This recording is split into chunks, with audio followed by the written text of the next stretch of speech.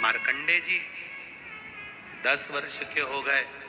पिता मार्कंडू जी ने कह दिया अब ये मरने वाला है, माता पिता के सामने मरेगा तो अच्छा नहीं लगेगा। माँ की स्थिति क्या होती है, पिता की स्थिति क्या होती है, ये माता पिता ही जानते हैं। कुंवारी अवस्था में अगर कोई बच्चा मरता है, माता पिता के सामने कोई प्राण छोड़ देता है, उस माता पिता से पूछो उसकी हालत क्या होती है। चले जाए।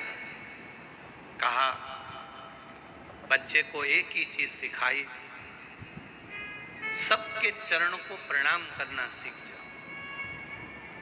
जब सबके चरणों को प्रणाम करना सीख जाओगे तो अपनी जिंदगी अपने आप सार्थक हो जाएगी। क्या मिलता है प्रणाम करने से? क्या मिलता है नमन करने से? क्या मिलता है? भगवान के चरणों को प्रणाम करो, माता पिता के चरणों को प्रणाम करो, घर के बड़ों को प्रणाम करो, घर के बुजुर्गों को प्रणाम करो। घर के ही नहीं, बाहर का कोई मिल जाए उसको भी नमन करिए। श्री शिवाय नमस्तुभ्यम कहते हुए, प्रणाम करते हुए चलिए। क्या मिलेगा? अगर कुछ नहीं मिलेगा तो मुख से आशीर्वाद तो दे देगा। प्रणाम, कोई नीचे झुककर तुम्हें प्रणाम कर रहा है, कितना भी बेर हो, कितना भी विवाद हो, प्रणाम करने वाले को कोई गाली नहीं देता। प्रणाम करने वाले को अगर कुछ नहीं देगा तो हाथ सिर पर रख देगा, वो भी नहीं करेगा तो उठा देगा, वो भी नहीं करेगा तो उसको देख तो लेगा, उतने में भी उसका कल्याण निश्चित हो जाता है। प्रणाम की शुद्धता करो। प्रणाम मार्कंडे जी को सिखा दिया, प्रणाम करना प्रारंभ करा मार्कंडे जी ने। जो मिले उसको नमन, जो मिले उसको प्रणाम। एक बार देवऋषि नारद आ रहे थे, मार्कंडे जी ने उनको देख लिया। देखते से ही उन्होंने कहा श्रीमन नारायण।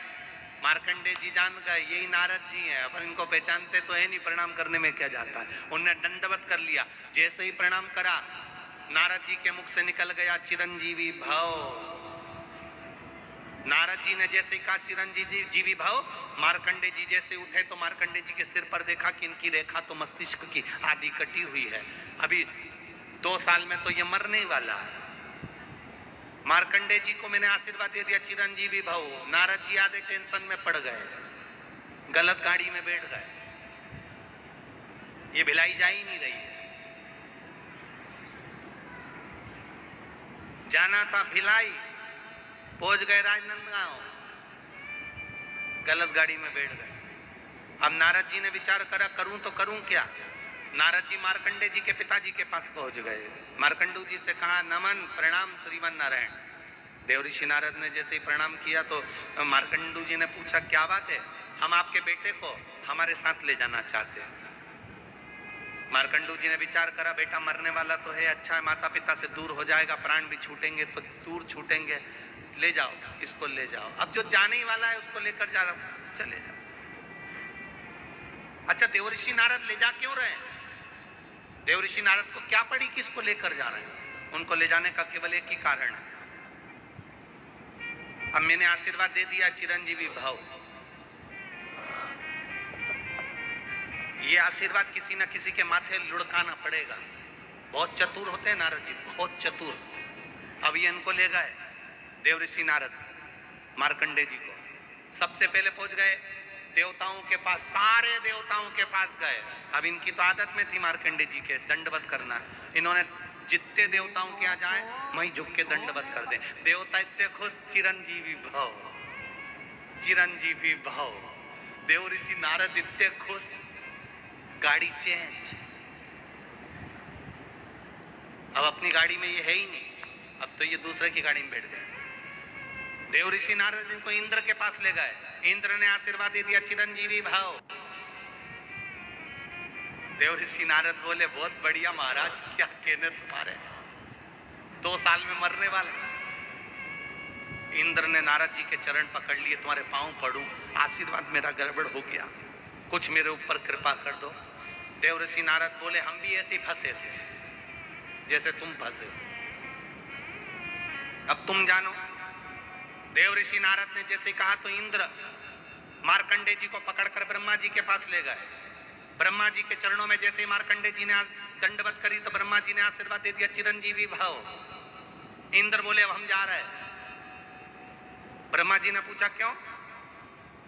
ये बच्चा 2 साल में मरने वाला है, हम गलत गाड़ी में बैठ गए थे, अब तुम निपटो। अब ब्रह्मा जी चिंता में पड़ गए, हम ही ने तो भाग्य लिखा है इसका कि ये 12 साल में मर जाएगा, केवल 2 साल बचे थे, अब तो 1.5 बचे घूमते फिरते यहाँ आया और हमें उलझा दिया इंद्र ने। क्या करें? ब्रह्मा जी उनको पकड़ के ले गए भगवान विष्णु के पास में। जो मार्कंडे जी ने देखा भगवान विष्णु और लक्ष्मी को, दंडवत कर ली। जैसे ही दंडवत करी, भगवान के चरण लक्ष्मी जी दबा रही थी, इतनी खुश हो गई, उन्होंने भी कह दिया चिरंजीवी भव। इतने में भगवान विष्णु की दृष्टि गई कि लक्ष्मी मेरा पांव छोड़कर किसको आशीर्वाद दे रही है। जो भगवान विष्णु ने देखा तो कोई बच्चा दंडवत कर रहा था, प्रणाम कर रहा था। भगवान विष्णु ने कह दिया चिरंजीवी भव। ब्रह्मा जी बोले अब हम जा रहे हैं। भगवान विष्णु बोले कहां जा रहे हैं? कि हमारी आफत तुमने ले ली।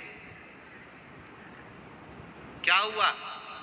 भगवान विष्णु ने पूछा तो ब्रह्मा जी बोले इसकी लेखनी में लिखा है ये मर जाएगा 12 साल में, 1.5 साल बचे हैं।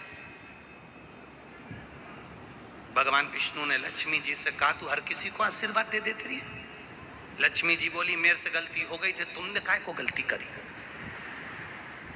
तुम तो चतुर थे, तुम्हारा नाम चतुर नारायण है, फिर काहे को आशीर्वाद दिया? भगवान विष्णु ने मन में सोचा अब क्या करे।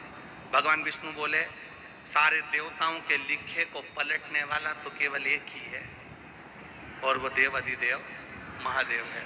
भगवान विष्णु ने मार्कंडे जी का हाथ पकड़ा, जंगल में ले जाकर बिठा दिया।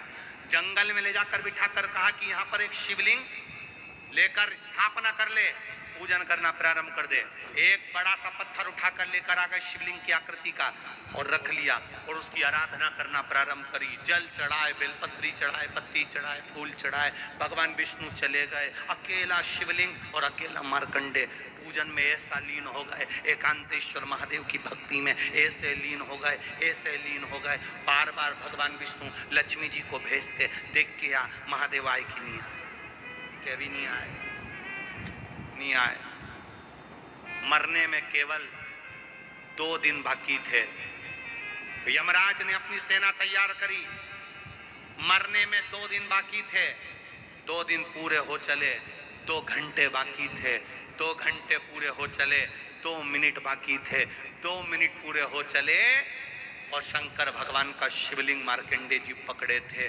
2 सेकंड में यमदूत नीचे आ रहे थे यमराज के साथ। इतनी देर में महादेव प्रकट होकर कहते हैं मेरा बच्चा कहीं नहीं जा सकता, चिरंजीवी एकांतेश्वर महादेव वहां प्रकट।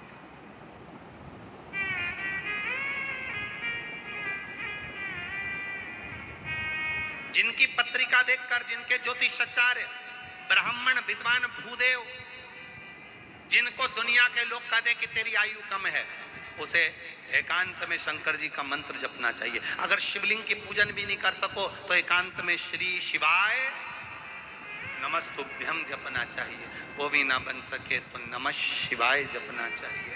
वो भी ना बन सके तो पंचाक्षर मंत्र, षडाक्षर मंत्र ओम नमः शिवाय जपना चाहिए। एकांत, और जितना एकांत में बैठकर जपोगे वो उतना मिले।